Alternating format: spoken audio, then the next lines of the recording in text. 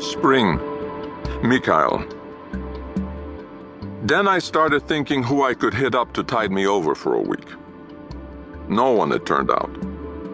When they took me on at the firm, everyone was pretty easy about loans, a solid business. Partners in the States and all over Europe. An office with all the perks and a boss with his own helicopter. Who knew cutbacks were in the offing? How was I going to repay my debts now? They kicked me out on my ass like a dog. Now go sit on the street in the middle of this slush and wipe your snot on your fist. Spring's come, damn it. Open the gates. After dinner, I sat on Gogolevsky Boulevard for a while, then by Christ the Savior Church, then on the library steps near the Dostoevsky Monument. And when I was chilled through, I made my way over to the Alexandrovsky Garden, which had the most comfortable benches. Downy soft. They even seemed warm. By that time, my ass could easily distinguish between a bench on Tverskaya and a bench near the Kremlin gates. It was a professor, not an ass. It was just too bad they didn't take that kind at Moscow State. Though what do they get there, those professors? You wouldn't happen to have a light, would you? A pretty little lady had appeared out of nowhere, as if she'd popped out of the ground. How was it I hadn't noticed her?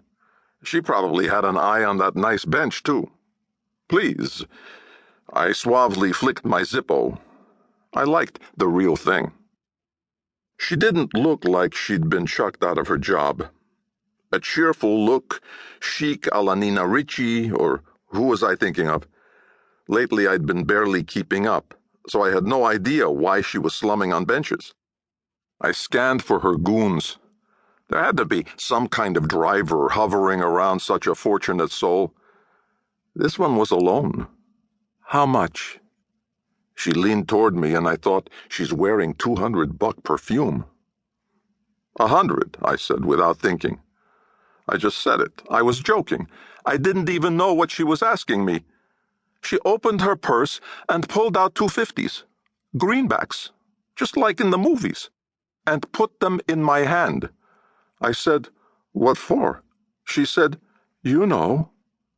I looked at her a moment and said, "No, I don't think so."